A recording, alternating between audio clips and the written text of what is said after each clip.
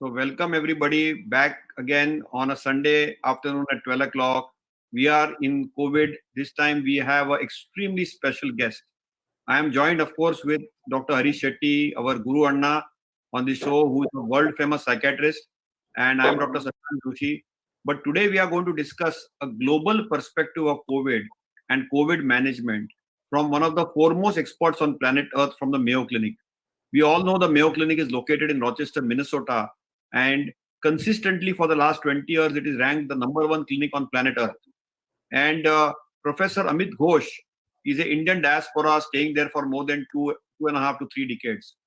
Professor Ghosh originally belongs to Calcutta, went to do his medical education in Jipmer, Pondicherry, then joined the world famous PGI Chandigarh and did his internal medicine and DM in nephrology, and then went to St. Paul's, Minneapolis, in the University of Minnesota, where he did his internal medicine training, and then joined the world famous Mayo Clinic and decided to actually do a career engineering and do a change and do actually internal medicine, because he says that to be a good doctor, you need to be an extraordinary intensivist and internist.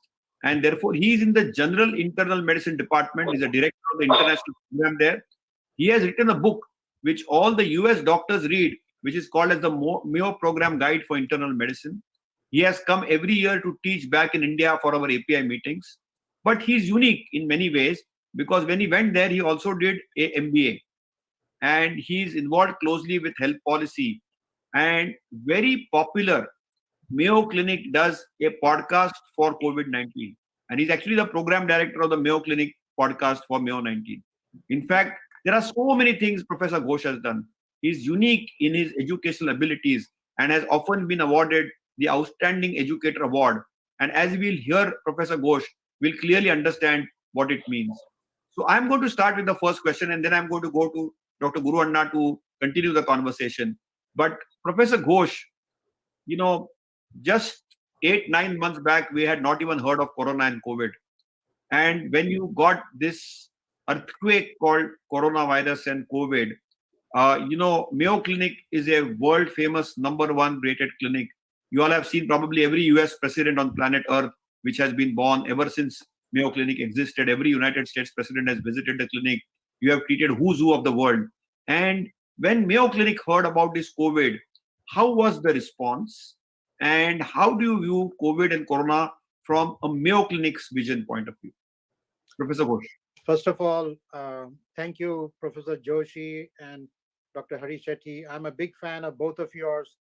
I've been listening to the podcasting and the video casting. They've been not only very informative for me, but also very educational, because not only have learned the different aspects from the guests that you have invited, from your deep insights. My opinion as a Mayo Clinic employee, it's personal. I've been working here for the last 20 years and very much involved in the COVID crisis. Mayo has always believed in scenario planning and disaster planning. So one of my podcasts I had done with Dr. Pritish Tosh, who was saying that they had used, even 2 or 3 years ago, they'd used as many as 10,000 Monte Carlo simulations planning about some kind of pandemic, because we know SARS had happened and MERS had happened. It was only about time that something else would come. So planning was important, and Mayo is very good in planning. But he said even with the planning, we had planned about the ventilators and other equipment, but we could not factor in the personal protective equipment. The fact that it will be required for every procedures, you have to change for every procedures, and every human being in US has to wear a protective equipment, including our 65,000 employees. So the rumbling about COVID came about the same time as all of us heard 31st of December. And it was very much, I remember in the first part of January, I was attending a conference with Dr. Joshi in India, the APICON, and I had taken actually eight Mayo Clinic doctors to speak in the conference in Agra. Everything seemed to be still in a very distant, it seemed offshores. It was China, seemed like very far away. I knew that the Mount Everest and the entire mountain range was separating China from India. So we felt foolishly very comfortable, and we went through several airports and everything was fine. But at about the same time, Mayo Clinic, now that I look back, had started working very, very soon. We have a knowledge database called Ask Mayo Expert, which is has been ongoing for the last 10 years.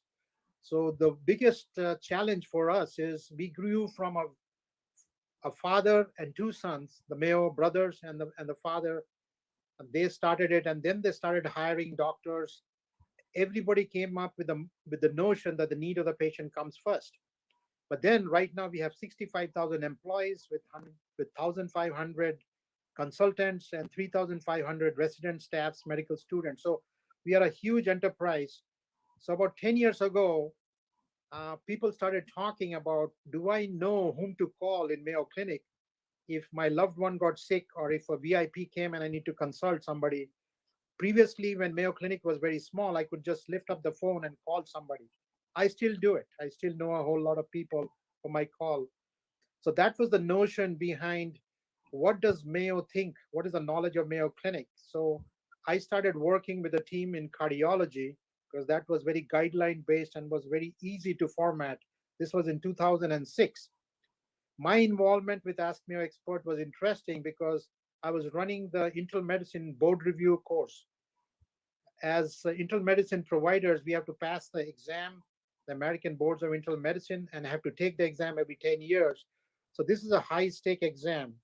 So with my experience in education and the talent which I picked up from India, especially in Chandigarh and Jipmar, and by visiting so many conferences and then also being mentored here in US, I was leading the course.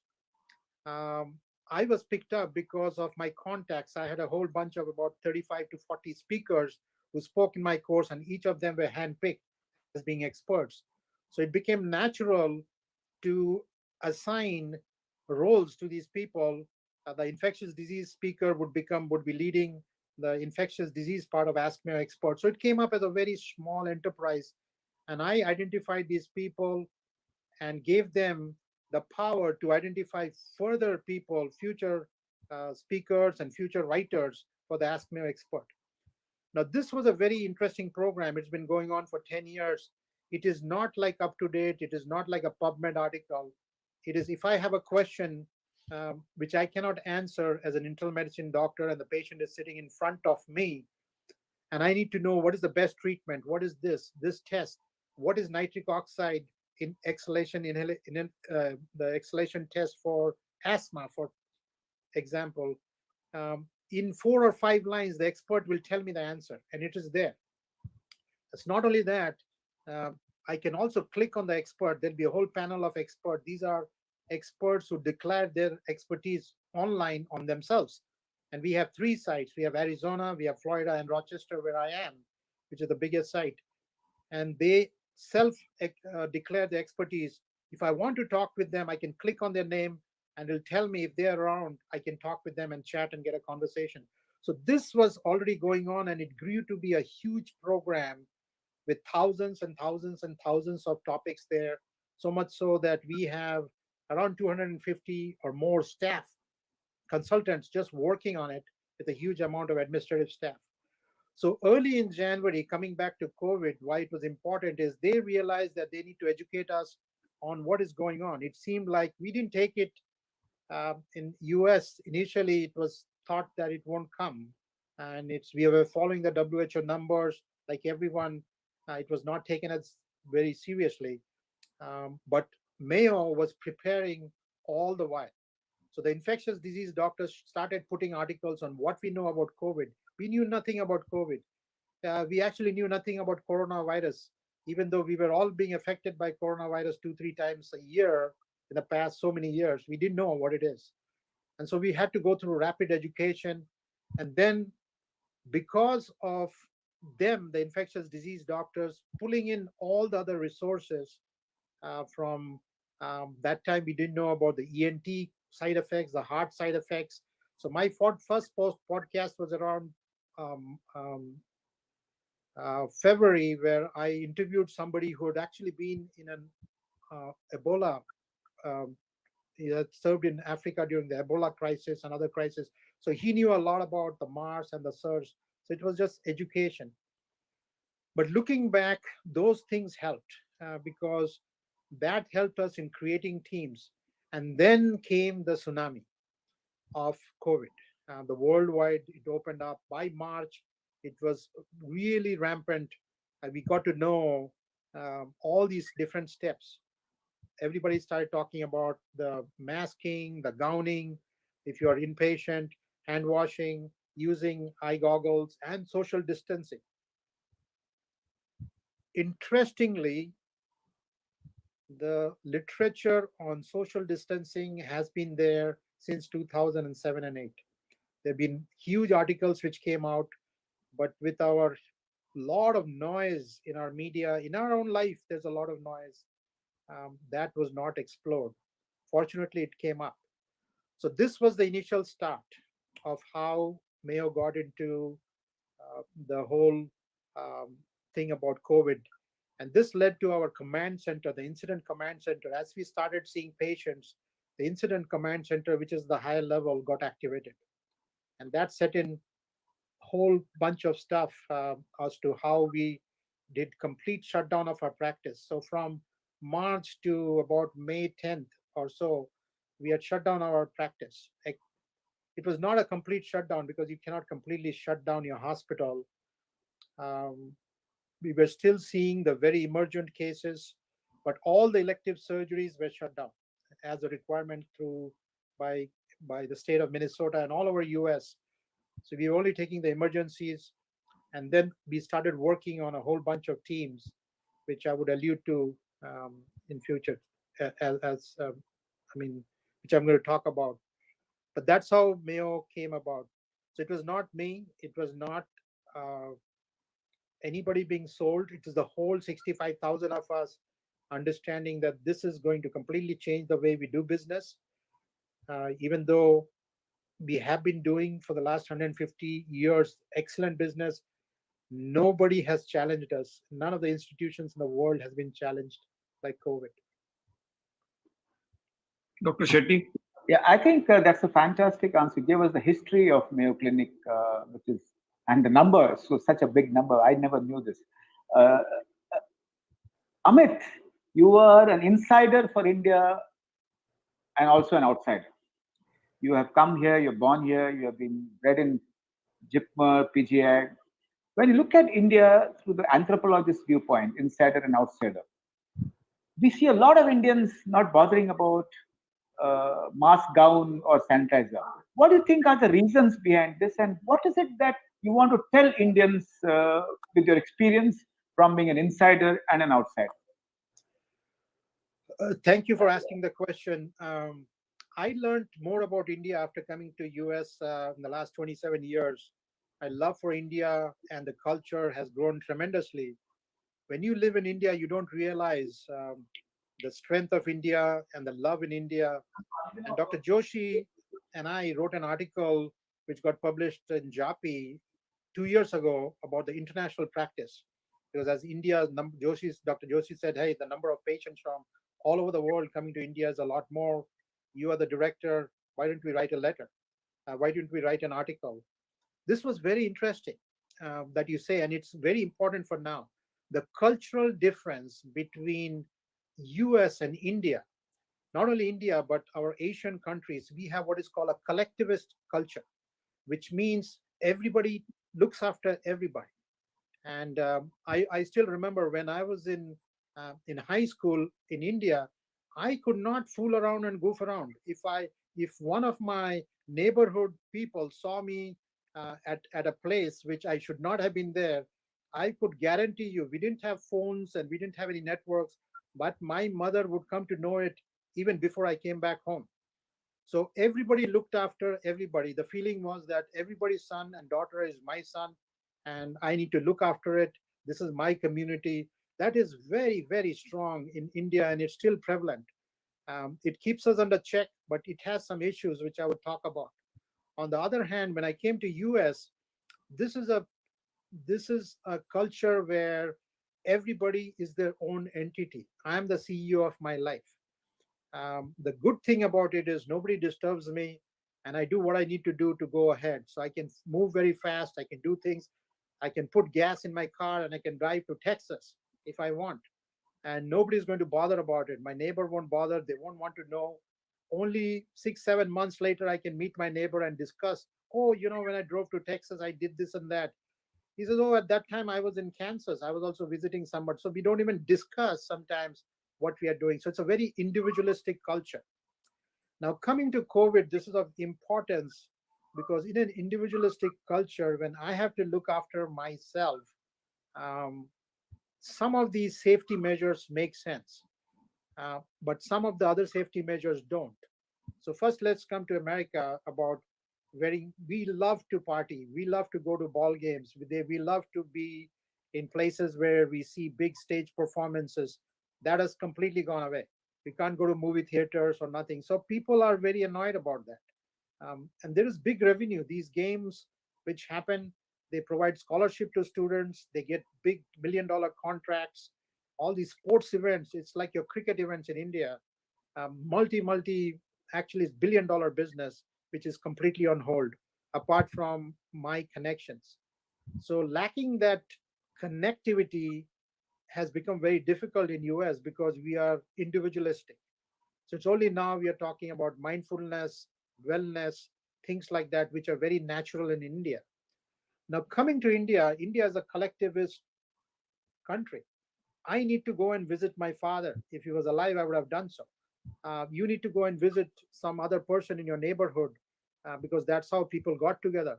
That has gone now, which is so very against the culture and the grain. Everybody is looking out for everybody. I know in the bigger cities, people lament now that that part of Indian culture and value is going away, but it's still there. It is still there, and it's very deep, and everybody helps everybody. So that is where it is. Now, this is how dangerous COVID is if you spend 5 minutes or more with a person who's either an asymptomatic carrier or is a carrier, 5 minutes, and if the social distancing is less than 6 feet, you're in trouble. You're in deep trouble if you're not wearing a mask yourself. If that person is wearing a mask, you're probably safe. Still, about we give them as mild exposure. But if that person is not wearing a mask, you're not wearing a mask, your exposure is more than 5 minutes, you're in trouble. So, what do we do when we eat for lunch together in workplaces? We have studied in Mayo Clinic, everybody has to wear a mask. Every patient has to wear a mask. Everybody has to do social distancing. In fact, that has been marked out all over the hospital and clinic. And even the workplaces, there is social distancing. The employees, where they eat, they have to have social distancing. Not two or three of them can eat at the same time. So there are a lot of rules and regulations. And our occupational health colleagues tell us that when that is not followed, the few cases they have seen, these people have infected each other because they've caught it when they were having lunch with the colleagues. With their, of course, you have to put your mask down, but the exposure has been more than 5 minutes. So how do you put that in India where the population density is high? On top of that, you have a monsoon season going on. There's a seasonality of it where you're bound to stay indoors. And in your part of the world, in Bombay, it's so humid to wear a mask, cotton mask or something which will soak up. Now, I am presenting all of these things as problems. Now, Dr. Shashank Joshi, as I know him well, has always converted problems into opportunities. Now, what are the innovations which are going on? Just like we are talking around, I'm close to about, I don't know, 8,000 miles away from you on real time with you right now, because this is what has happened, the telecommunication, the telehealth part of it. This is one of the biggest innovation which has happened. So business can still happen. The thing about in India, one has to realize is how do I prioritize? How do I time manage? How do I can do everything I want. I can do exercise, I can study at my time, but how can I do it at a way that I am safe and my family members are safe? We are all making sacrifices. It is not life as usual. I cannot randomly do things as we can. And we have seen it. Whenever we do randomly things, we get to suffer. We either get COVID by contamination or by aerosolized or somewhere. So having a very planned approach, which is very against any citizen in the world, nobody thinks about it, is the need of the day. And this pandemic can last for a year, can last for 2 years, based on how our herd immunity develops and if vaccine is possible or not. It's still in the air. So this is here to stay. So this is really serious issues. But during these issues, people have to go to school, or have to take the online classes, get their degrees, have to do everything within Ryman, um, within the age. Because if I'm 19 years old, I am 19 years old. I'm not 50 years old. If I'm 50 years old, I'm 50 years old. I have my own life. 19-year-old has his own life. But each of us have to sacrifice some part of our life if we have to survive as a group. Brilliant people are dying every day. Brilliant doctors, brilliant citizens, engineers, every day, because somebody broke the protocol and they did not. Their love for their relatives or their love for their people was so much that they could not say, no, please don't come. It is seen to be bad manners to, if some relative wants to see me and I say, please, this is the time, I explain, I love you a lot, let's contact by Zoom, let's which, and it cannot. The biggest problem is everybody does not have technology in India. It's picking up, it's not there, but most of us still have a cell phone. It may not be a smartphone, but it's a cell phone. We can still talk. The power of sound is very powerful. If we can see, of course, that's important. We use all the senses, but hearing is also a great sense. More than hearing, listening, of course, is a bigger sense. So there is not a good answer. It's a long-winded answer to your question, but the culture in both these areas are amazing, and they've been all built with a reason, and that's why you see some differences on the mindset. Pre-COVID, let me tell you, pre-COVID, my friends whom I took to Agra, they were floored by the hospitality. They were floored by how warm the people are. They were floored by the Indian kindness. And that is at risk now because of COVID. It's always going to be. A friend of mine, Manoj Karmakar, with whom I had gone to medical school in JIPMER, is now a professor of anesthesia in the Royal College, in the Royal Medical Center in Hong Kong. And he sent us an email long time ago. He says, Amit, we are in Hong Kong. We've been through SARS. We've been to Mars. You guys laugh at us when we wear masks. Half the people in Hong Kong, most of the Hong Kong people and China people and Korea, they wear masks. He said, you always, the Western people, you laugh at us. But this is what has kept us safe. We have learned from these pandemics and we have kept ourselves safe. So that is one of the reasons why social distancing, masking in Hong Kong has been so effective, in China has been so effective, that they are disciplined enough in sacrificing some of their self-interest for the mutual interest of everyone. So this is the time of a bit of sacrifice, but a lot of innovation. So I see it as opportunity, and there are smart, very smart people in India, I'm sure. If you have to look at the economies of scale, and you have to bring this technology cheaper and faster to every corner, how can you do it? And it should be available to every child in India. Not only the rich and famous, they already have it. They don't need much. And in fact, we have more than one iPhone, iPad in our household. Is how can you equal the the playing field for everyone? That talk is coming about vaccine development in future. Like, we need 6 billion vaccine, and we have so many platforms. There are 4 vaccine platforms going on, and there are two vaccines for each of the platforms. So 8 vaccines are set up.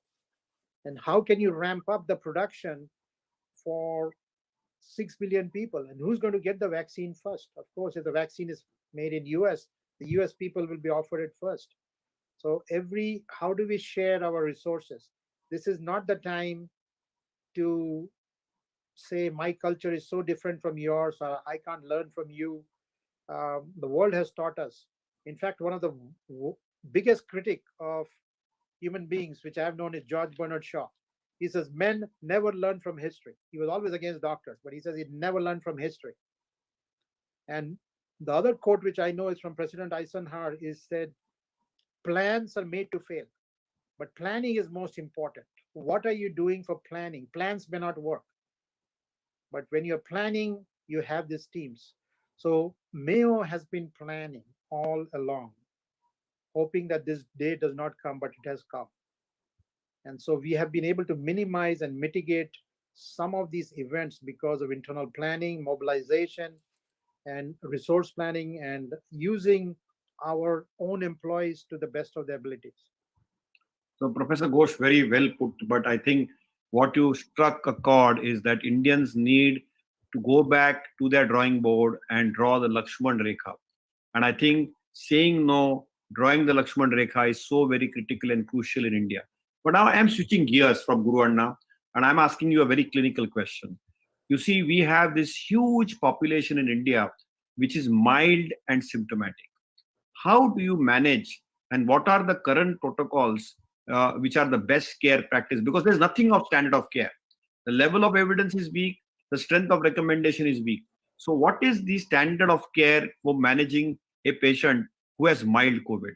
And what would be your approaches at say, what would be your advice to people listening to us in India and maybe probably across the world? How do you manage a patient who is symptomatic and has mild COVID? We know asymptomatics are carriers, asymptomatic are spreaders and super spreaders. Asymptomatics need to mask, need to self-protect and protect others. But when it comes to somebody has COVID, and we'll come to the COVID test a little later, you have tested COVID positive, you have mild disease, you are symptomatic. How do you handle that? So I can tell you from what we are doing in Mayo Clinic, from taking a random haphazard view to a very effective. So my division of general internal medicine, along with infectious disease, it was started by the infectious disease doctors who would see these cases. So we have an electronic medical record system, and we have a very good diagnostic system from the labs, where the lab would alert us right away if a patient is positive. So we have created a section led by Dr. Ganesh, who is one of the youngest members of our division, called COVID Frontline Care Team. It's called CFCT. Like, they, once they are alerted, they are the first one to call these patients at their home with the result report. So the patient doesn't get to see the result before we call. So there is a window of 24 to 48 hours, but by about 5 hours on average, the patient gets to be called. And when this doctor is calling the patient, he's also triaging his symptoms. We have a whole list of symptoms, as you know, the risk factors and the comorbid conditions, which could lead to patients rapidly escalating to the next problematic phases of COVID. So based on that, they're able to find out whether the patient has a mild case, which is about 80%, fortunately, and can be managed at home, or needs to be escalated and be need to sent to the emergency room or something like that. Now, coming to the mild cases, once we are triaging, they are triaged and found out that this is a mild case, the patient is instructed to stay at home. The patient is instructed to quarantine himself from the rest of the family members, and the family members are also instructed to get the test done. Now, we are also able to send them, connect them through a nurse. A lot of them, we have sent an O2 monitor and some of the basic pulse monitoring stuff, which is it comes in a small kit. It is sent to them, and they're connecting with a nurse who are present right now 24/7, but they are slowly decreasing the time because the numbers are shrinking a bit. The nurse keeps monitoring the patient. They keep calls the patient twice a day, or the patient sometimes activates the call if they have some aggravating symptoms, and they check all the things like the check mark. What is your pulse? What is your O2 sats? How are you doing? Just like that. So by monitoring them, reinforcing the social distancing, the masking, reinforcing aggressive system, that do they have a bathroom of their own? Do they clean down the bathroom? What is their social living situation? Sometimes there are so many members in a house which becomes difficult for them to isolate. In fact, we are giving advice to the, if there is some other relative staying in the same house who has comorbid illness, we are asking question, can you quarantine yourself away from this person? If you cannot, can this person go to some other household and live, like some other relative or something, so that they don't get sick? And then reinforcing all the, so it's a good education tool, and this is all going through the telehealth. We want to keep these patients away from the grocery stores, away from the hospitals, while reassuring them that they are not abandoned. That's the biggest fear, that I am not supported. What will I do? So including things like who's going to bring your food, um, who's going to deliver your medications. Most of the medications, if they need, now we have mail order pharmacy which sends it to them. So they are actively taking care of these period. And then at day 14, day 13, day 14, they get the PCR. They have to have 2 negative PCRs before the quarantine is broken. So that has been going on. We have found some interesting problem with this, that some patients are completely better, but the nasal PCR keeps being positive for a long time, sometimes 3-4 weeks. So that is something phenomenon which we are looking at. The moderate cases are the one. So what medicines are given, Amit? What medicines do you go for this mild cases? Do you Well, give this them, or mild you just cases, symptomatic care, or leave them alone? the protocol has changed dramatically. We are not giving, previously it was the chloroquine thing which had started, the hydroxychloroquine, but then the Heroes trial and many other trial which came up right now, because it's not showing a benefit, and we are seeing some issues with QT prolongation came up. Some of these patients with G6PD deficiency that came up. Some patients are getting neuropathy and myopathy. So that is a hit and miss. I must say that at the start of the pandemic, there were patients who were given hydroxychloroquine, but right now, Mayo has not is not following it. Some a study is going on, a trial is going on for GMSF trial to see if they're going to enroll these patients, and that is ongoing. We don't know the result yet. So it is symptomatic, it is supportive. Keep them out. No medications other than the standard medications that they are taking, with vigorous thing of escalating if needed. Now, the mild to the moderate cases are the one which we are advising those who need hospitalization that they need to come. And we have a good alert system that the emergency room is alerted that the patient is coming. And they are actually, if they need hospitalization, we have isolated a separate section of the hospital, um, which is in St. Mary's Hospital, where these COVID patients are going. And how did we choose this place? It was chosen because already that group, it was a pulmonary section where the pulmonary patients were being admitted in the past. So they're used to monitoring these patients, doing the O2 sats and escalating it. If required, ICU transfers can happen very, very easily. This is very different from the scenario planning, which happened that if you need a true crisis broke out, that we need to have some other locations or transfer the patients or convert a hotel or some other center into a hospital. We have not got to be in that situation in Mayo, Rochester, though that has happened in New York and many other places. These people who got admitted, there again, the initial hydroxychloroquine was given. Azithromycin is not being given because of the QT prolongation use. But again, the hydroxychloroquine thing has been discontinued now. Then, based on their criterias, they are actually being evaluated. We have what is called a modified early warning score. It calls the Muse data, and we all hook them up with a mobile phone kind of thing. Each of them have what is called a Visi mobile, which monitors their blood pressure, their heart rate. The good reason for that is it's a continuous monitoring going on, but it also restricts our PPE use so that we don't have to go and check these things for the patient. So the patient is able, we are able to remotely monitor them with this Visi mobile kind of thing. If they get into the ICU, that's a whole different thing. That's the escalation thing which we're doing, is when a lot of these patients are requiring convalescent plasma. We were the center for convalescent plasma uh, trials, which is called the expanded program, convalescent serum program. This was not randomized trial. We had just enrolled the patients and they received the convalescent plasma just before the window of opportunity was just before they went into the before they were ventilated. So it was like 3 to 7 days kind of thing. It's a very short window period. And now we have experience with thousands of patients. And none of these medicines, the remdesivir, all these other interleukin 6, based on the patient really de-escalated and got into one of these interleukin storms, which you are very aware of. They are all on board. They receive it off trial. They receive these medicines.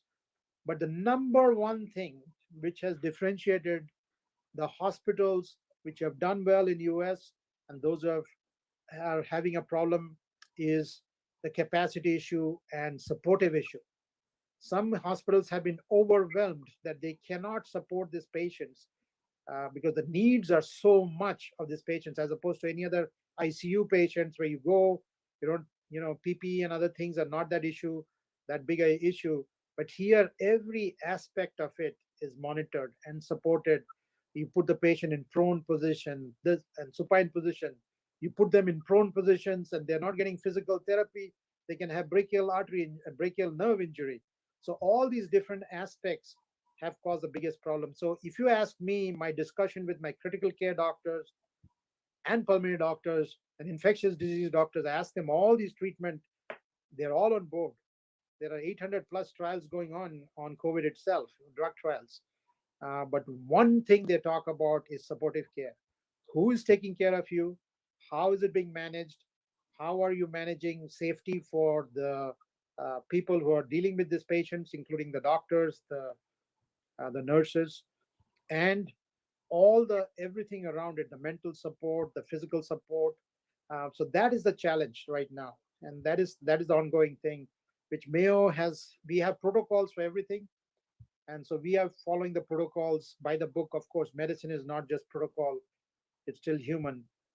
So that has been one of the keystones on how we are able to get out of So, this so Dr. problem. Ghosh, what you're telling me is that uh, medicine is predictably unpredictable. In COVID, nothing is working, and supportive care is the best form of therapy, and everything else is in a research mode.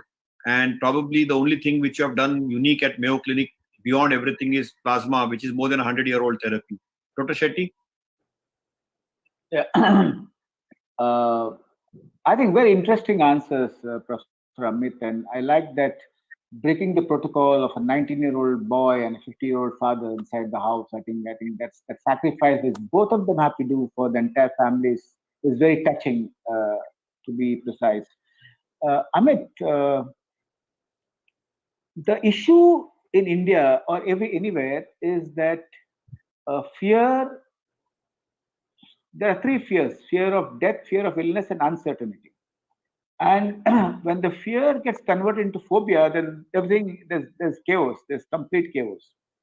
Though you are a man of internal medicine, what are the tips you want to give to families, patients, and doctors to allow the mind to be in the realm of fear, because fear is very adaptive, and not get into a phobic response, which will affect not only the mental health, the physical care, the supportive care, and also the treatment either at home, in quarantine, whether if you're infected, you're not infected, or in hospital. From fear to So phobia, being in how to internal break the medicine, there is a cycle. standard approach that I follow across the border. Number one is cure.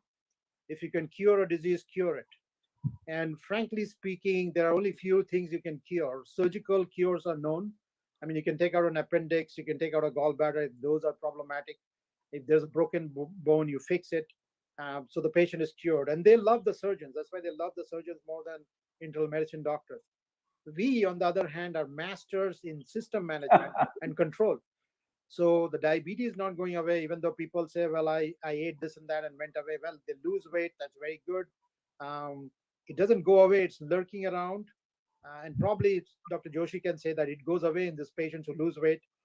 We manage hypertension. We manage all kinds of things.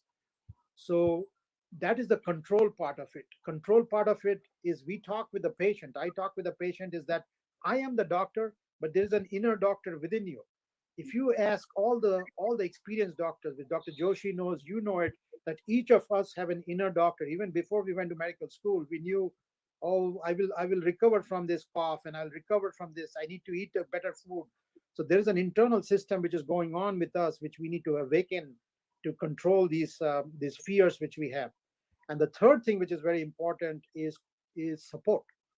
Now the support is equally important in my line of business, because there are disease, when somebody has an uncertain outcome, a somatizing illness or a chronic pain or fibromyalgia, I need to support them.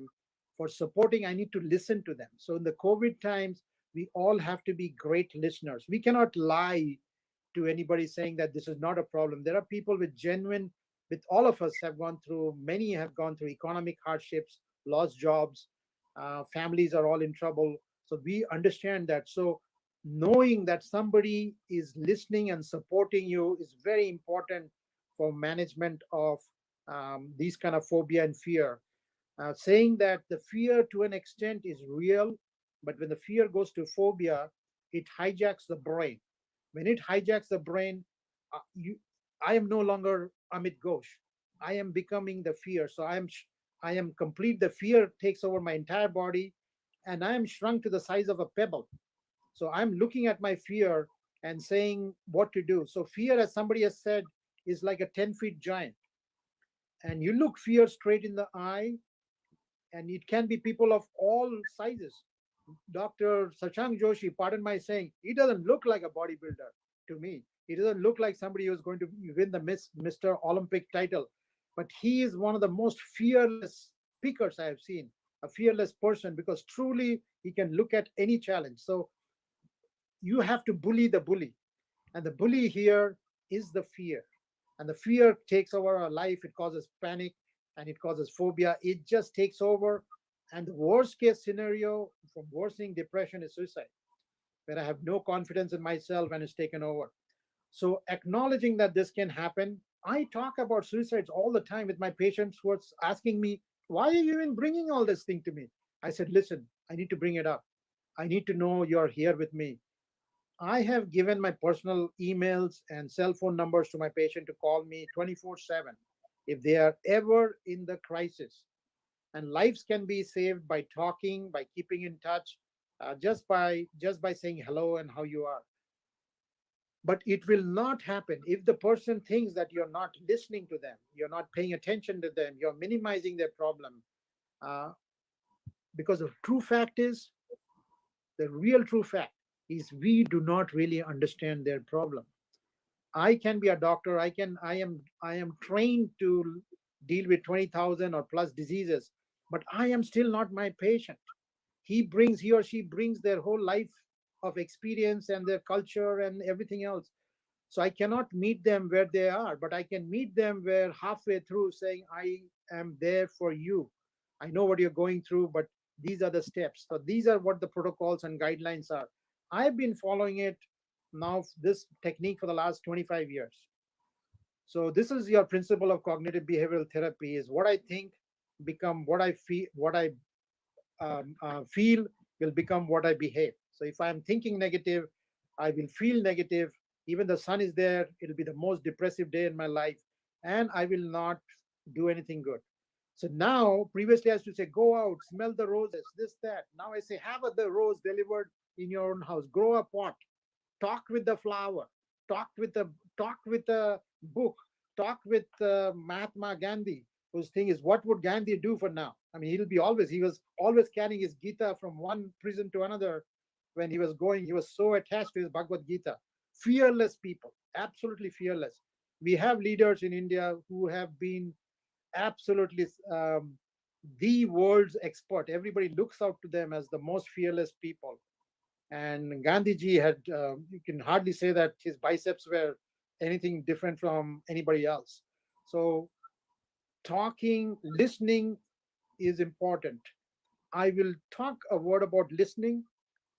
Listening is different from hearing. People always confuse both. When you hear, I'm only using my ears. But when I'm listening, I'm using my eyes, my ears, my heart. So, and patients know that. In fact, that's one of the biggest challenge which we are trying to communicate through telehealth, that I have to convey my compassion, my empathy through my listening skills and through my verbal skills, my vocal tone, my annotations, the fluctuations, showing that I truly care. They can see through whether you care or not. And if you can prove to somebody that you really care, they will put aside some of these thoughts. But regardless what I say, we are going to lose people. We are going to lose people because of this lockdown. This message is not going to pass uniformly to people who don't have YouTube videos or Facebooks. So the thing which India does best is talk. At this time, do not keep yourself. If a father guesses that the son is quiet or has become mute or not talking, just talk. The son might say, "Hey, Dad, get away from my sight. I'm fine." The father has to say, "Son, I'm there for you. Here's my cell phone. Here's my thing. Talk with me. I'm there for you." So that is very important. The mutual connection, which no artificial intelligence can do, no other technology can do. One of the questions I didn't answer because I might get into trouble, and this is only my response, not Mayo Clinic's response, is India. We are one of the oldest civilizations, the Hindu civilization and the Muslim civilizations, but Hindu in particular. We've had through the centuries we've had infections before medicines and all the things, and our lifespans in the past have been shorter. So what have we done is we have entrusted our life to God. And so we pray, and we have a lot of gods to pray, but we pray and we believe in that God. It's a cognitive behavioral therapy for us. People say it does not work. I say it works. So we pray and we give our thoughts to it, and we strongly believe it will happen. And that has been affected now with all this lockdown. It's been very hard on people. But it has also given us an acceptance that it's okay to suffer. It's okay not being able to go to the hospital. Maybe the God meant my diabetes to be poor, not changing my lifestyle. So I try to change the questioning as that God gave you on earth, put you on earth, not to suffer from diabetes. And you are not diabetes. You're not hypertension. You are such and such person. You have a lifespan. You're meant to do this service, not for your family, but for India or for US. And you got to do it. If you have a bad diabetes, it's going to affect your thing. So Lord has not sent you to the world just to say, well, to accept it. So in India, I have struggled with this. I have had my mother do this. They'll go to prolonged fasting and all kinds of wonderful things, pray for the family, and do all the things, but accept. And so from the acceptance, I don't think that we can always be radical, become completely individualistic like the Western civilization. It's all going to be me and whatever. But even the Western civilization has realized that with the me, they have all these. So I was a member, as you said, from Toastmaster Club. There are like n number of clubs here where you can join, where you can meet with other people and talk. And now we, of course, have virtual meetings with all those club members. So what is our strength is we have to go beyond the acceptance. This acceptance has been traumatic. And we find out when I'm not able, my economy is less, I don't have that much money, I accept. This is a part of life. And so that feeling, how can we improve not only the health of the patient, but the economy, so that they would think that beyond acceptance, what else can I do to really be of service to everybody else? So one has to see oneself as the real purpose of my life is to serve somebody, is not to just be around, hanging around, doing nothing. So if there's a student now, yes, you have to do all these things. You are serving your country best by getting the best education possible. So if it's online, be it online. If it is face-to-face hybrid model, whatever it is, you have to do the whole things. So same thing with a doctor. Take all the precautions you can. Masking, gowning, downing, listen, do all the guidelines. Don't fight it. But you serve what you do best. So everybody has to do what they are best at while sacrificing some things for the common good. So Amit, you have been talking a lot on cognition, and you have been very non-emotive about everything. But Indians are very emotive, and Bengalis have a very high EQ, and you belong to that place. And you need to understand that I'm being provocative now. And I want to ask you a little science, COVID science related question, because we are discussing more mental health and less of science, which is Guru Anna's expertise. But there is a saying in India that India mein there is a chalta hai attitude. India mein they say we have a strong immunity because we eat anything, we eat a bhel puri on the road and nothing happens to us. We have this whole hygiene hypothesis. But if you look at it, I think Europe and US have not done so well on the COVID front compared to Asian countries, whether it is a Vietnam, whether it is a Singapore or Hong Kong, whether it is China or even India.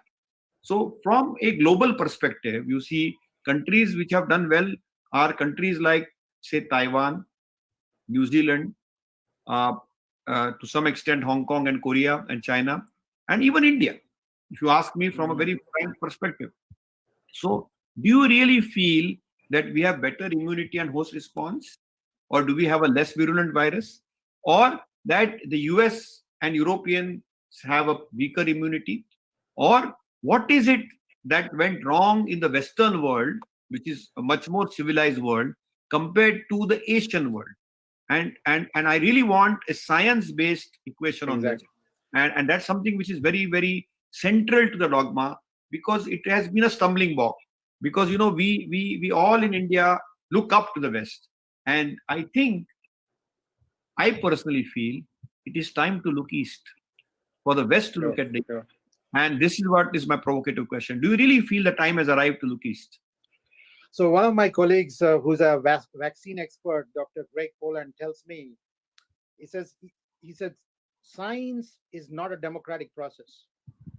Politics is, everything else is, but science is science. It's based on hard facts. It show me the data. It holds true for everything. How we interpret the science and use it in different places becomes a bit of a fact, which is, it's a policy issue, or it becomes a bit political issue. So what I'm saying is, you have a point, that there are several things which is done in India, which is just superb. I am from Bengal, but my wife is from Kerala, and there are pockets in Kerala where the whole world visits. And they have the massage, the natural therapy, their lifestyle. It's a God's own country. And same thing with Bombay and Pune and all that. There are locations where people go for mindfulness, and that has been huge beneficial. What I cannot answer to you is this: is the immunity better? But what we know from science, that if you are Indians, you come from a long we come from a long tradition of thousands and thousands of years, and our genes have adapted to a lot of infections, a lot of things over the years. Has that played a role? I don't know, because till we do a study, till we um, look at the deeper aspects, and this goes beyond just the surrogate markers of, okay, let me look at your T cell and B cell and your immune levels. It may or may not vary. So it might be something more fundamental we have to show, which shows that we are resistant to these infections. In fact, early on in Africa, it came up that because malaria was there, they're very resistant. They have received hydroxychloroquine and quinine and other things. Maybe that's why they're resistant. They are not picking up COVID that much. But COVID, as you know, it's airborne and contamination through the contaminated surfaces. It's using the ACE receptors in the nose, eyes, everywhere. Wherever these ACE receptors are there, especially the nasal and the eyes, they're entering through that. Now, is there a fact that we can show that if you're from India or somewhere, that connection is not happening between COVID and between those ACE receptors? The fact which will make the studies in India so difficult, confounding, is social distancing is so difficult. All these studies are fine if you have social distancing, masking, or within that range of 6 feet, you do a study. And I don't think there'll be a human study ever done on these kind of issues. But because the social distancing is not that much, and because of the climate which you have, monsoons which are putting people in the houses under a shed or whatever, these kind of studies are going to be hard. Having said that, Indians are very, very resilient, very resilient. Years of our history of how we were, and we went through all these different big organizations which came and ruled over India for a long time. Has that made us more resilient? I don't know. Frankly, we might be losing now all of those resilience which we have, because India has more westernized, has taken Western food habits a lot, having adopted to Western technology. People are not walking; they're seeing YouTube, TikTok, all kinds of stuff. So, are these diseases are going to affect you as much?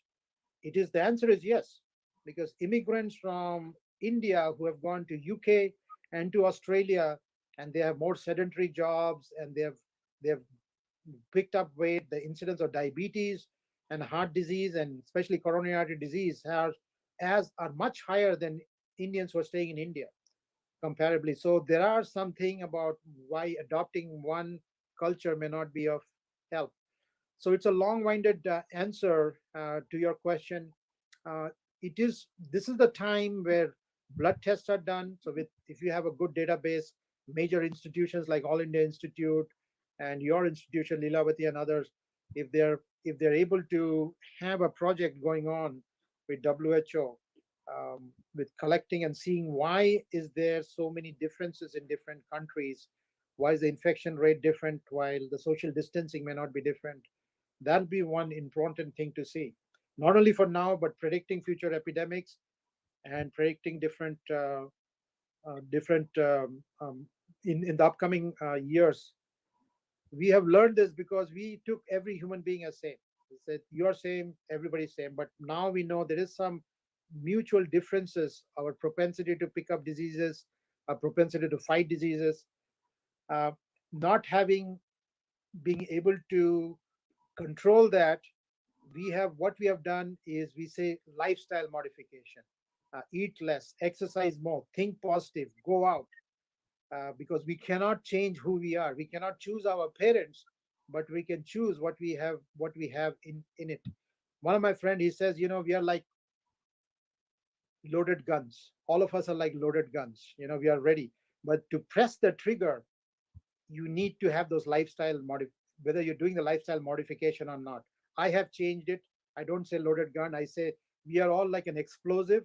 That is our genetic. I try to put layers and layers and layers of security around the patient, like putting in some fixed deposit box, which are safer and safer, by lifestyle modification, by attitude change, by way we think, by building up resilience. So all of those things are already there in India, are already there, which the Western world is learning. Yoga was created in India, but you see an explosion of yoga in US and not as much in India because of location things and where you're going to do it, parks and all this other stuff, which is so, it has been difficult till you innovate. And I think you can innovate, and it's not only medicine, but it's a whole, the social structure has to change. Which brings to a point which we have now is called the social determinants of health, um, which is a doctor is being asked now to look beyond just the signs and symptoms and testing and other things as to why did this happen. Is it alcohol? Is it mental depression? Is it how they are staying? What is their living situation? What is their food situation? What is their transporting situation?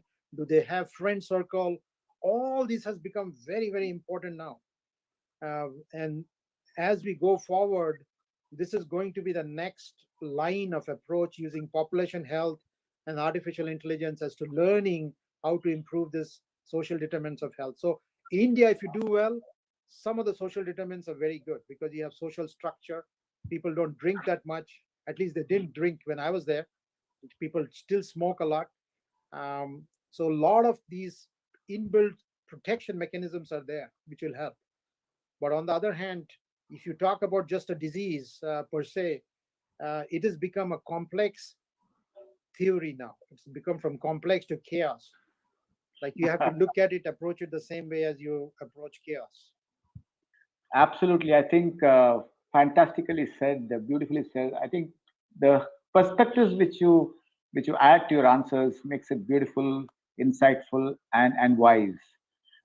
Just to remind Dr. Shashank Joshi, mental health is also mental science, and science is not only about data and measurements of physical attributes. I mean, he's my brother. Uh, Professor Amit, on the fifth podcast, there's an interesting title which really caught my SARS COVID-2 and the value of death. Very interesting title. And also, I would like to pair that. You talked a lot about Bhagavad Gita. Do you read it? Do you use that in your work, in your life, personal as well as professional? Well, I have a friend who is sitting next to you, Dr. Joshi. Every day he sends me a reminder through WhatsApp. He sends me a quote from either the Bhagavad Gita or from Eckhart Tolle, Purana somewhere. And yeah. I have a whole bunch of relatives and other friends who on WhatsApp, and I send it to them. I tell you, it's got very deep meaning, because what we do going through the stages of life, you're always striving. First of all, your parents are taking care of you. Then you are in this goal to achieve something. So you go through this medical school. I would call it almost like a rat race. And then everybody drills it into your head that you have to do something and you have to do this and that. And so you go into your MD and then you do your DM and whatever. And then you're looking for higher and higher thing. Then it strikes to you that patients are not just there for your entertainment or to be an interesting patient, which unfortunately I would say I was part of the whole team where everybody would say, this is an interesting patient, not because the patient could rattle off Bhagavad Gita or had excessive humor or brought happiness to everybody, but because he had a big lump in the stomach and I could feel the spleen, which is not usually felt. Not paying attention how much discomfort it is for 20 students to feel the same patient's spleen. So very soon, and I was one of those. I think I went with the same group, but I had my friends in JIPMER and PGI who had understood the value of being in the health profession much earlier than I did. That it was about service, and being in Chandigarh really drilled. We had mentors like Professor Chuk, Professor B.K. Sharma, who drilled that it is not about us, it is about the patient. It's always about the patient. So that led to a point as to what do I need to do to improve myself. And one of the quotation which I have from Mr. Jim Rohn, who used to be a famous speaker, he said, if you have to do one prayer to God, don't pray for your job to be easy, pray for more skills, to develop more skills. So in our own lifetime, we have to do this history taking skill, and then being an expert diagnostician. Then the most fundamental of skill is how do I talk with somebody? How do I listen? How do I bring all these skills through a telehealth? So Bhagavad Gita is one such book which talks about service. We have the Torah, which is like that. We have Bible, we have Quran.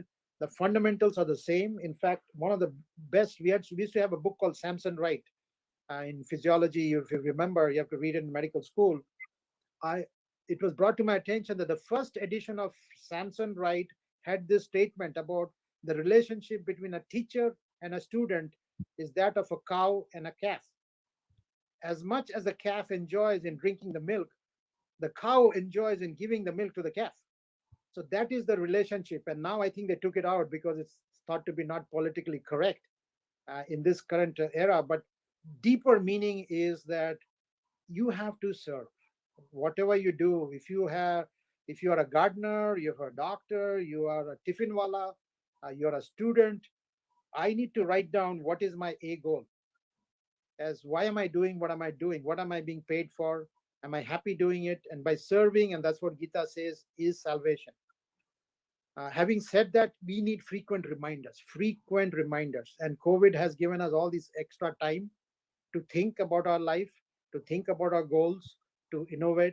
And I really appreciate Dr. Joshi sending me those sites. He not only sends me, he puts it in LinkedIn, he puts it in Twitter. So you cannot escape it. If you are signed up, to all of us. He sends to all of us, including me. If you're signed up for a Life with Dr. Joshi, following him, you are bound to read it. And this is helping people. And if you see about what does psychiatry and psychology do, it's a science. I might correct Dr. I mean, I will not correct Dr. Shetty, but we have an electronic medical system. I will tell you what we do. It's called Epic. And one of the things when the patient is filling up, they fill up some questions which unknowingly or unknowingly they're telling me about their PHQ-9 and PHQ scores and what is their mental status, their anxiety scores and their depression scores. And they don't know that they have what they've answered. And a lot of time I go through them, they've come with diabetes, and I look at those scores, they're very high, they're 9, 10, 11, or 15. And I had a discussion with the same. I said, you indicated this. What is going on? We didn't talk. He talks about how COVID has made a change in his business. This was a dentist, and overnight he had to transform everything, close his practice. He had to reopen with all these changes, with social distancing, put all these plastic panels in front of the receptionist, all the gowning, doffing. This guy is in his 60s. He has never been stressed in his life. This is the first time he's been stressed in his life. So these are all helpful indicators which have helped us in electronic medical record system, telling us. So psychiatry is a science. It is not a science in this. It's not measurable in the way of a blood test, but it is measurable by all these different assessment tools which we have. And if there are blood tests comes up, it'll be something to look for in future. But everything is on the table now. So mental health with spiritual health, with physical health, and understanding that we will all overcome this pandemic as a group is going to help all of us. Dr. Ghosh, Amit, the million-dollar question on planet Earth is the uncertainty will prevail till a vaccine comes out. And what is a vaccine? Is it realistic that we'll have a COVID vaccine? Oh, yes, what yes. what are the issues? Where are we on the vaccine? What type of vaccine will be given? Let me complete, Amit. So vaccine is something everybody is confused on. कि vaccine kabhi aayega? Russia has already got a vaccine. You saw a question one of our guests has asked us. Russia has already given the vaccine. US, two Moderna and Pfizer have got a vaccine. Oxford has got a vaccine. India has got its vaccine. Everybody has jumped a vaccine bandwagon. As an expert of internal medicine, adult vaccination has been very weak in India. We have always given vaccines to children. And we have been very good at children's vaccination. Adult vaccination, unfortunately, like in the US, everybody takes a flu shot. People above 60, 65 take a pneumonia shot. As a diabetologist or endocrinologist, I give a lot of these flu shots, but not everybody takes it. So, COVID vaccine, where do we stand on it? And is it going to be realistic, and when? Because the million-dollar question is when. And do you really feel where are we on the vaccine front? The science of the vaccine, Amit? Well, the science of usually there are checks and balances. They have to go through the 4 phases, as you know, of vaccine development, which usually takes anything from 7 to 10 years. The fastest vaccine development prior to this was Ebola, which took a couple of years. Now, those government regulations have been taken out. So, for example, the Moderna and Oxford vaccine, it's already in phase 3 in about 6 months. They've been given the rapid push ahead to go through. The vaccine development, if you talk about the vaccine, the purist, which we have a doctor here, Dr. Greg Poland, he's very skeptical that when we are pushing the vaccine that fast, how effective it is going to be. Because what is the purpose of a vaccine is to bring up the antibodies. And it has to be the neutralizing antibodies, which neutralizes this RNA virus. And the neutralizing vaccine, at least 50% of the population should have the antibody or the herd immunity or be vaccinated 50% or more to see a demonstrable decline. The problem about right now, I'll come to the vaccine part, is the antibody and neutralizing antibody per se. Are we going to have a sustainable immunity even if I get COVID now? The antibody development, is it going to sustain me? 20%, actually 10%, I'm sorry, do not have neutralizing antibody. We have checked it. Even patients who have had other antibodies neutralizing antibody is not there. We don't know why this is happening. And in the mild cases of COVID, which is like 80% of the population, this antibody is waning, and it's supposed to do it. Because remember, corona, there are other several types. There were 9 coronaviruses, 3 are affecting humans, and they've been there. People would get the antibody for 3 months and then it'll go away, they'll be reinfected later. It was not a big deal. This upper respiratory infection was not a big deal. So we don't know whether the antibody is going to behave like it has done for other coronavirus. So here's the science part of it: is we need data. So there is uncertainty. But the fact is, life is at stake. Everything, economy is on hold, businesses are on hold. Lockdown is not a possibility in many places. So the question is the vaccine rapid development, is it going to create an antibody level? And so that is the phase 3 study which is going on. As you know, there are 4 platforms for the vaccine right now. One is the viral vaccine, one is viral vector vaccine, the third one is a nucleic acid vaccine, and the fifth one is the adenovirus 5 vectored vaccine. So there are different companies who are trying to create 2 vaccines in each of these 4 platforms. So we'll have 8 vaccines. The reason being that they can ramp up the production, these companies, so that they can have enough vaccines for the population. Having said that, 6 billion vaccine to develop is a mind-boggling number, to have 6 billion vaccine in a short time. So that is going to be a challenge for a long time. On top of that, the perception you talked about, in India, adults don't get vaccinated. The same thing in US. If you survey now, about 20 to 30% of patients do not want to be vaccinated with COVID. They're ready to risk it, because there are so many unknowns about this vaccine, about the neutralizing antibody, the length of the vaccine. We don't know, is it going to be 1 vaccine? Is it going to be 2 vaccines? Is it going to be, are there going to be side effects with the vaccine? Especially the Oxford vaccine, initially when they gave, they did not realize, and they had to modify the protocol because people were getting fever and other things. So they had to give paracetamol to these patients.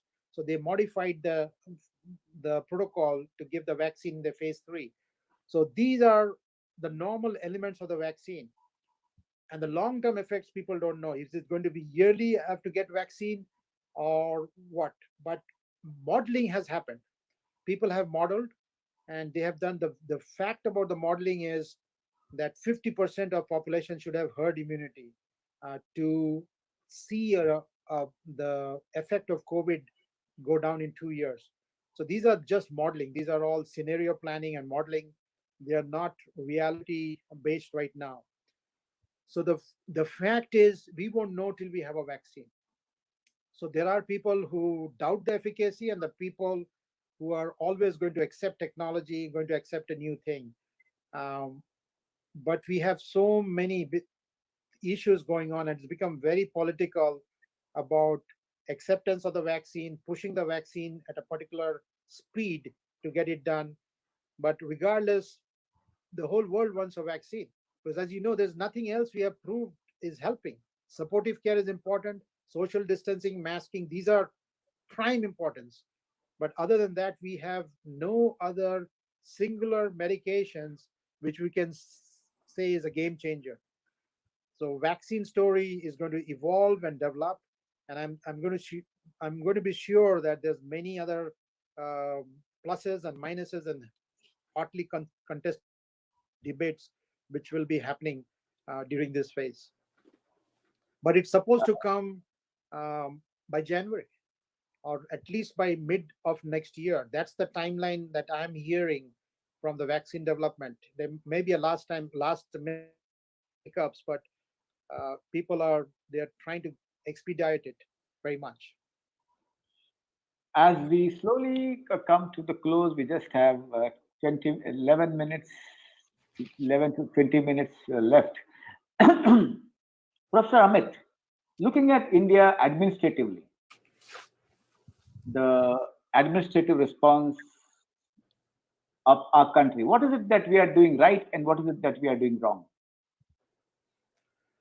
Well, I'm a doctor, I'm a physician, so it's too big an question to answer, but what I can say is that you're probably doing what you're supposed to do.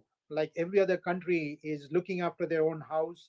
They're looking after all the geopolitical events going on, all the distractions, all the cultural things. So you're probably doing what is best for you. I can tell you in Mayo Clinic, what we are doing is every time we have a problem, which we have an incident department system, we identify who are going to be the experts. We create teams. So, as I already mentioned, we have this knowledge database called Ask Mayo Expert, where they are already self-identified. But we even go beyond that. The head of the departments, the practice chair, who take care of the practice arms and the operations arm, they know who are the faculty in their group who are go-getters, who are going to get job done. So they identify them. But doctors are doctors; they are not administrators. They are acquired administrators. So we have a dyad model. Mayo has always worked with an administrator. So we immediately work with an administrator. We take the administrator with us. That's one of the things which spurred me to do an MBA, but I would still not say that I'm even half at pace of what our administrators are. And they look at all our stumbling blocks, all the uh, project management issues, all the things that we need. They create all those things by their operations managers.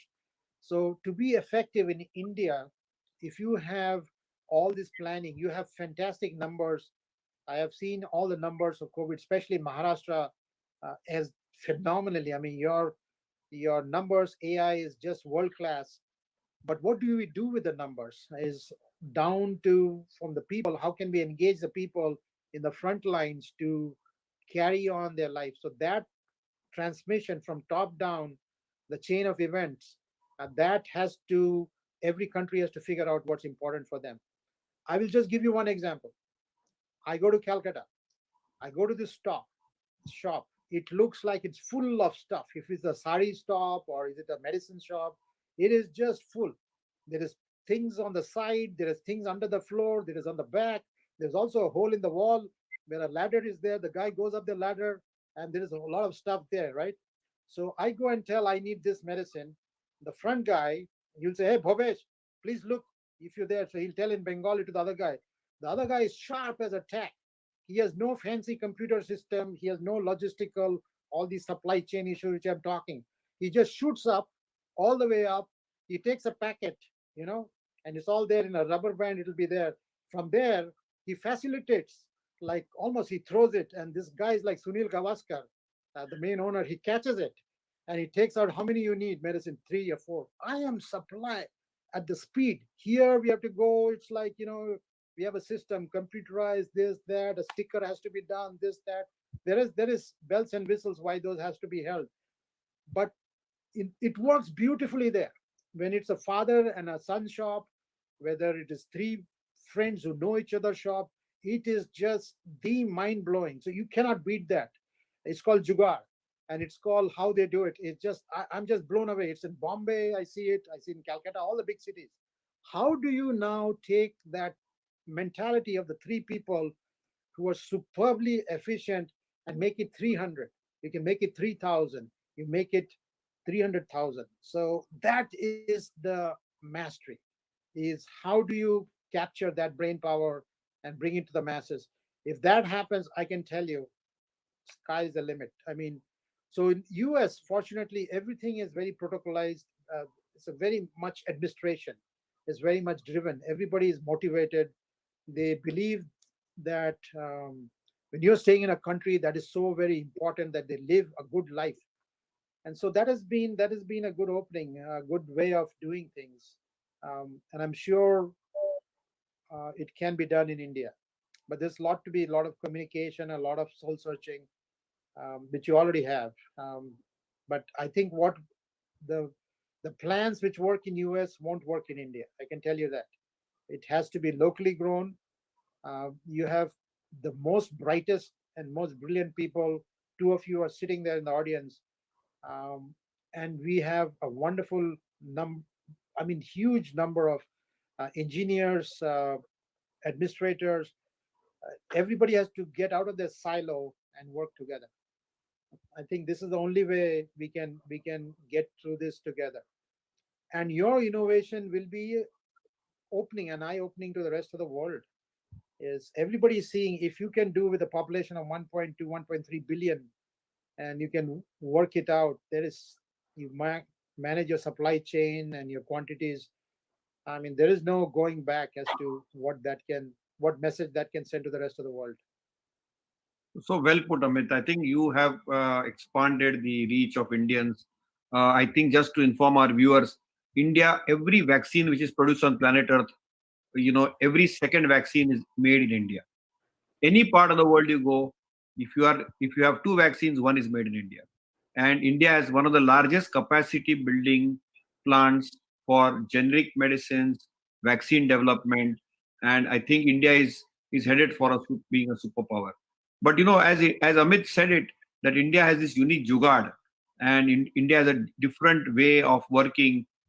Human beings across the world are the same, Amit, and we all are rebellious. We all tend to break rules. COVID is a virus where you can't afford to break rules and you have to make sacrifices. And therefore, Tony Fauci put it very nicely that you need to have a term called COVID appropriate behavior. And for COVID appropriate behavior, policing will not work, administration will not work, lockdowns won't work. It has to be a joint participation between the citizens and the administration. Now, to mix and match, whether it's United States or India, both are world's largest democracies. How do you make rebellious, argumentative, defiant human beings comply with COVID norms? And if we are able to get that fixed, we have fixed COVID, I feel. Yeah. So, Amit, I know it's a little philosophical question, but also Well, a lot of science behind it. And that's the key for COVID care. I think the world, let me frame your questions a bit and turn it around. The world would have been so boring if it was all made of boring people like me. Uh, Not like that. So the world is better Not at all, not at all. because you have rebellious people, people who look scared, like Kapil Dev, right? Why did we like him? Why did we fall in love with him? You have Tendulkar, little master. The ball is being hurled at him so fast, no fear, just go. In fact, there are Pakistani players said that his head was stuck with the ball and he was bleeding, and he thought this guy's going to go. He just said, "Marenge, aayenge," and so that rebellious nature, that power has to be turned. It's like the power of the river, the tumultuous river, if or fire. Okay, fire in a controlled fashion is used every day to cook. Everybody is using it, but if you're not careful, it's going to burn your own house. So we are using facts from nature, the power of the river as dam, and as you know, all the electricity which is generated. So the rebellious issue is to be that I was not born in this world just to suffer, or this COVID thing is my life was not going to be the end because of COVID. That was not going to be the final chapter. I got to take some more gas beyond the COVID line, and so that I can carry as a relay race, I can handle the baton to somebody else. We are all going to be judged as communities, as people, not by how we got afraid of COVID or let it bully us down, but how we stood up to it respectfully, knowing that it's a bitter enemy, but also tactfully. And how did we pave the way for future generations to come up with our smart decisions? So in the process, some of us will lose the battle. That's okay. That's not a bad thing. I mean, I am there in that point of my life that I'm like, that's fine. I mean, I have had people younger than me who have passed away in COVID, but it's not the matter. The question is, what are you doing? Are you doing it smartly or not? So I actually love people who can channelize their rebelliousness to action, to constructive action. So people who are bullies, can we turn them around to say, can you use it for a better good? So a lot of people in power now who are, if you look at them, who are leaders in India and elsewhere, if you look at their life, they have been some kind of dynamite in their, they have created racket in their college level or something, they have done something. But when they got their, what they call lakshya, as to their points right, that this is for the country, this is for the good, it has changed. I mean, you yourself, Dr. Joshi, I know you personally, you are very passionate. I mean, I can never win an argument with you if I am not in the right frame of mind, or if I'm not writing the thing, anything wrong by you, I'm going to lose the argument, because you and me have been friends for over 25 years, but you are the first one to haul me up and say, hey, you're talking nonsense, right? So that's the kind of people we need. And India has plenty of them. It may be somebody who's playing Lattu or Guli Danda in the front, somebody who's trying to break into a shop. If you can change them, mentor them, get them in the right way, they will change. I am very worried about people who are just passive, who don't break any rules, who are just not going to take any action, who are just going to be blind followers, and they're going to be a lot of them. And it's not, as long as they're doing the right thing, it's fine. I'm a leader in few things, but follower in many other things. But this is not the time to be sitting quiet. That's one of the reasons you did and I did. We did the COVID podcasting. So let's that's our talent. Let's bring it out to the public. What's going on? So I'm sure people can come up with very good ways of social distancing, even when you are in a crowded country like India. I think that's a beautiful ending to a very enriching, wise, and insightful discussion. The jugaad, the rebelliousness, and you are breathing India. Though you live in USA, you are breathing two cultures, and you're getting the best of both. With this, on behalf of everybody, we genuinely thank you for having you here, Amit. You have really made our day, and for those lakhs of people who are going to see this in the days to come, this is going to be a turning point. I love the way you said we're going to stand up to COVID. COVID can be a bully, but you have stood up to so many disasters across thousands of years, and you have survived. All civilizations collapsed, and this one civilization stood up. And that resilience which you talked about, let's not overestimate it. And you don't like the fact that accepting everything, move away from acceptance and start innovating. And Corona, COVID is a time when people have, when the virus has taught us to reflect, innovate, rebel, and convert all our energies to meaning in life and to build a new order in the country and the world. Last words from Dr. Shashank. No, I think Dr. Shetty has summarized it so well. All I can say is thank Dr. Shetty and my good friend Dr. Amit Ghosh. You are simply outstanding. I'm sure you are not joking. And thanks a ton for being there for India always. And I hope you keep on innovating. I think you have shown us a new way of thinking, and I think you have taught me and Dr. Shetty how to be slow, how to be very patient, and I think the difference between listening and hearing is for something for me personally and professionally to take a long way. Thank you so much, Amit. And thanks, Guru Anna. As usual, you are simply unusual and outstanding. Thank you, Dr. Shetty and Dr. Joshi. Please keep doing the wonderful work you are bringing week after week, educating all of us. I do follow, as I said, your talks, even though it's a different time frame. I watch it in the lunchtime in Mayo Clinic, and I learn a lot from your insights, from your deep insights, and from the wonderful, very knowledgeable people you bring on your show. So that's tremendous help for all of us. Please keep doing it.